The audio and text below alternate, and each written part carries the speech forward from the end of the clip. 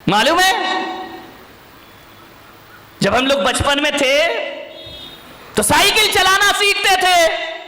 हमारे घर कोई भी आ जाए, वो घर में बात कर रहा, अपन उसकी साइकिल लेके भाग जाते थे। कभी कभी कोई साइकिल नहीं देता था ना, तो एक शैतानी कर देते थे, उस साइकिल की हवा निकाल दिया करते थे, साइकिल में सुई कांटा चुभो के पंचर कर दिया करते थे, फिर वो आदमी घर नहीं जा पाता था। मैं भी आपसे कह रहा हूँ ऐसी शैतानियाँ तुम लोग मत करना जो हम लोगों ने बचपन में की हैं, लेकिन आपसे कह रहा हूँ इस दिमाग में भी बहुत क्रोध की हवा भरी हुई है। और जब क्रोध की हवा भर जाए और जब क्रोध प्रकट होने लगे, उसे पंचर कर देना, थोड़ा सा क्रोध की हवा निकल जाएगी, क्रोध शांत हो जाएगा। पंचर कर दीजिए दिमाग को। पंचर कैसे करेंगे? ऐसे मत करना कि तुम यहाँ पे कांटा चुभो रहे हो दिमाग में, पंचर नहीं है तो दुर्घटना घट जाएगी। पंचर करने का मतलब इतना ही है कि यदि सामने वाला गुस्सा कर रहा है, क्रोध कर रहा है, तो अपने क्रोध की हवा निकाल दो, अपने क्रोध के टायर ट्यूब को पंचर कर दो। कैसे पंचर कर दो? कि भैया जो तू गुस्सा कर रहा है, गालियां दे रहा है, इसका जवाब मैं 5 मिनट बाद दूंगा। ध्यान रखिए, थोड़ा सा धैर्य, 5 मिनट बाद जवाब दूंगा। मैं कहता हूं यदि 5 मिनट बाद जवाब देने का संकल्प ले लिया तो समझना हमारा क्रोध पंचर हो गया, हमारा गुस्सा पंचर हो गया।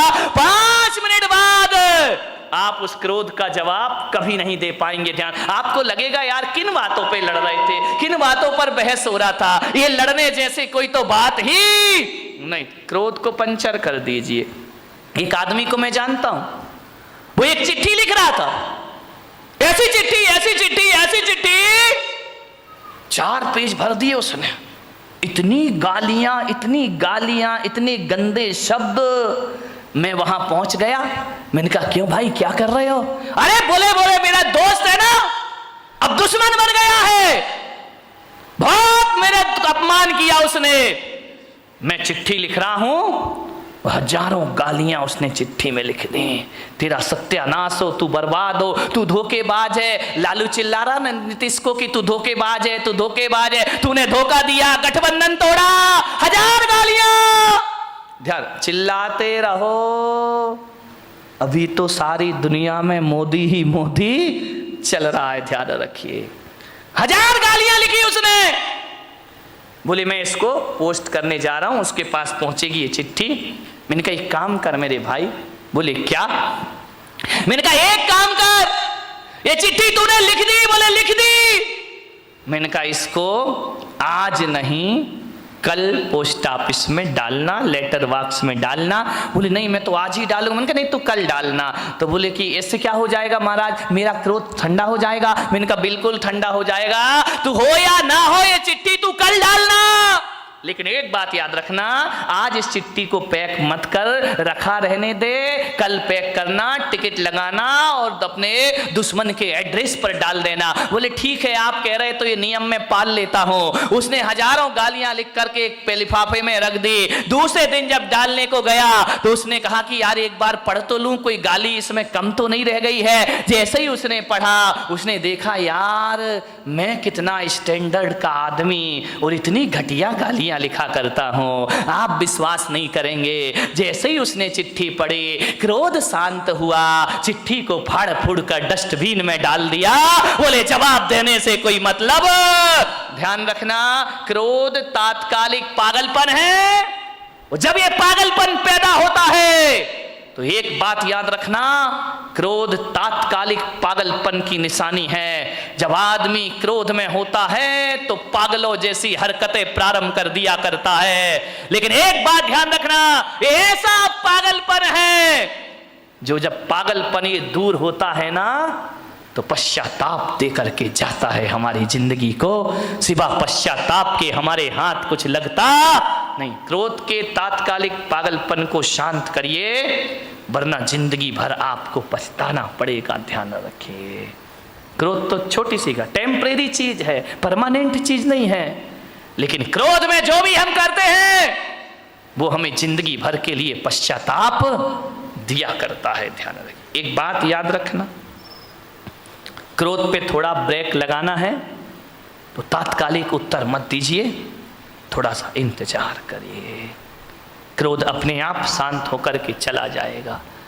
ये क्रोध पैदा क्यों होता है आप बताइए? हर आदमी को क्रोध आता है, क्रोध क्यों पैदा होता है?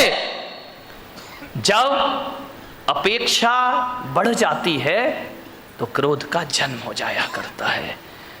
उम्मीदें लगाते हैं हम बहुत ज्यादा उम्मीद लगाओगे, ज्यादा अपेक्षाएं रखोगे और उस अपेक्षा की उपेक्षा हो गई तो महाभारत प्रारंभ हो जाएगा। ध्यान रखिए, आप घर से चल के आ रहे हैं, आपका दोस्त रास्ते में मिल गया, आपने उम्मीद लगाई, आपने अपेक्षा लगाई कि राम राम करेगा, जय जिनेंद्र करेगा, देखेगा, मुस्कुराएगा, और यदि उसने नहीं देखा और तुम्हें देख करके मुंह फेर लिया, भीतर क्या प्रयोग होगा? क्रोध पैदा हो जाएगा। अच्छा बच्चों, हमसे ही बच के चल रहा है, हमसे आंखें फेर रहा है, कल तक हमारा दोस्त था, आज निगाहें फेर के जा रहा है, देख लूंगा मैं तुझे। क्रोध पैदा हो गया। ध्यान, भूतकाल के लिए कभी क्रोध मत करो, वो समय गुजर गया, वो परिस्थिति गुजर गई, वो वातावरण चला गया, क्रोध अभी तक सीने से लगा के बैठे हो।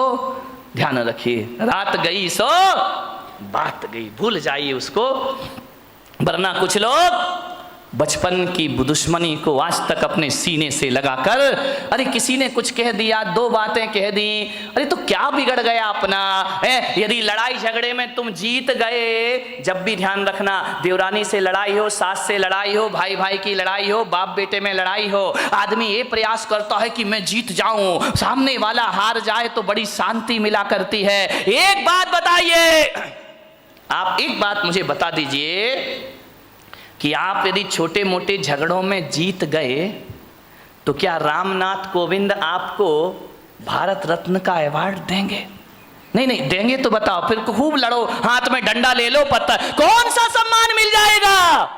यदि दो लोगों के विवाद में एक आदमी जीत गया तो उस समय ये सोचना, इससे मुझे कौन सी उपलब्धि मिल गई, कौन सा प्रधानमंत्री मेरा सम्मान कर देगा, कौन सा राष्ट्रपति मुझे अवार्ड देगा, कौन मुझे भारत रत्न बना देगा?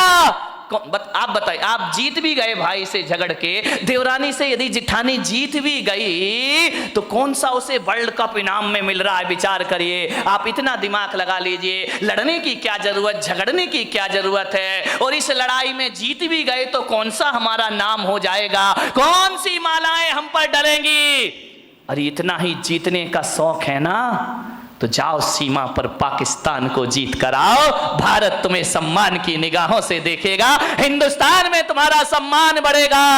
और मैं आपसे निवेदन कर रहा हूं, पाकिस्तान को जीतो या ना जीतो, महावीर की तरह खुद को जीत लो, दुनिया तुम्हें भगवान मानना प्रारंभ कर देगी, दुनिया तुम्हें पूजा करना प्रारंभ।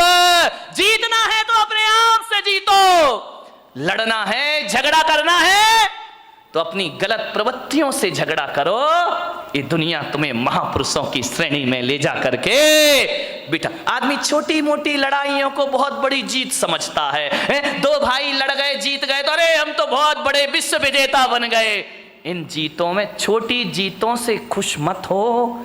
यदि क्रोध को जीतना है तो ध्यान रखिए मान्यवर, बात छोटी है, बात बहुत बड़ी है। समझो तो बड़ी है, ना समझो तो बात की कोई कीमत नहीं है। ध्यान रखिए, दिक्कत इसी बात की है कि हम लोग छोटी जीत को बहुत बड़ी जीत समझा करते हैं। क्या होगा, किसी से बहस करने में जीत गए, ये बहुत बड़ी जीत नहीं होती है। जीते हो किसी ने देश तो क्या, हमने तो दिलों को जीता है। ध्यान रखिए, दिलों को जीतने का प्रयास करिए। किसी से लड़के जीत गए तो बहुत बड़े विजेता या सम्राट नहीं कहला जाओगे। एक बात याद रखना, यदि कमठ जीत भी जाता तो दुनिया उन्हें पारसनाथ नहीं मानती। रावण जीत भी जाता तो राम की तरह उनके मंदिर नहीं बनाए जाते। ध्यान रखना, रावण हार गया, राम जीत गए। लेकिन एक बात ध्यान रखना, राम इसलिए महान नहीं है कि उन्होंने रावण को मारा है, राम इसलिए महान है कि पूरे दो साल तक रावण से युद्ध चला, लेकिन राम के चेहरे की मुस्कुराहट कभी खत्म नहीं हुआ करती है। इसलिए राम की दुनिया में मंदिर बनाए जाते हैं, ध्यान रखिए, थोड़ा सा समझने का प्रयास करिए। मान्यवर, कई लोग भविष्य के झगड़े करते हैं, कई का क्रोध फ्यूचर टेंस को लेकर होता है, मेरा क्या होगा। कल कह रहा था ना वो सेठ, मेरे बच्चों के बच्चों का क्या धत तेरे की सामान 100 बरस का पल की खबर, क्यों जोड़ रहा, क्यों इतना सब कुछ कर रहा, आने वाली पीढ़ी के लिए जोड़ करके जा रहा हूं, उनका भविष्य बना रहा हूं। अपना बच्चों का भविष्य बनाने में भाई का भविष्य बिगाड़ देते हो आप, विचार करिए। अपनी आने वाली पीढ़ियों के भविष्य के लिए वर्तमान पीढ़ियों को आप तबाह कर देते हो, ध्यान रखना है। मान्यवर, भविष्य को लेकर क्रोध करते हैं। एक मुल्ला नसरुद्दीन था, वो बंबई जा रहा था, पूना से, यहाँ से तुम्हारी बारामती से बंबई जा रहा था। बेटा स्कूल से आया, जैसे ही स्कूल से बेटा आया उसने बैग रखा, मुल्ला ने तड़ा तड़ 10-20 चांटे जमा दिए उसके गाल में। पत्नी बोली, यार तुम्हारा दिमाग खराब हो गया है, बच्चा अभी स्कूल से आया है और तुमने इसको 10 चांटे लगा दिए। अरे मुल्ला ने कहा, तू चुप खड़ी रह, तू बीच में मत बोल। अरे तो बोले, तू मार काय को रिया है? बोले, मैं बंबई जा रहा हूं इसलिए इसकी पिटाई कर रहा हूं। अरे यार ये कोई बात है कि तुम बंबई जा रहे हो, बच्चे की पिटाई कर रहे हो? अरे बोले, मार लेने दे आज इसको जी भर के। अरे बोले, तू कैसा बाप है भाई, एक बाप बच्चे से दूर जाता है तो गले लगाता है, प्यार करता है, और तू इसकी पिटाई कर रहा। मुल्ला ने कहा, आज इसे जी भर के पीट लेने दे, मैं बंबई जा रहा हूं, महीने भर लौट के नहीं आऊंगा, आज इसे पिटाई करके जाऊंगा। अरे पत्नी ने कहा कि यार मार क्यों रहा है? बोले, तू नहीं समझेगी, मार इसलिए रहा हूं कि अब मैं महीना भर तो घर आऊंगा नहीं, परसों इसका रिजल्ट आने वाला है और मुझे मालूम है फेल होगा, और जब मैं यहां नहीं रहूंगा तो इसे मारेगा कौन? तेरे की आदमी, फिजूल की बातों के झगड़े हमारे घरों में हुआ करते हैं।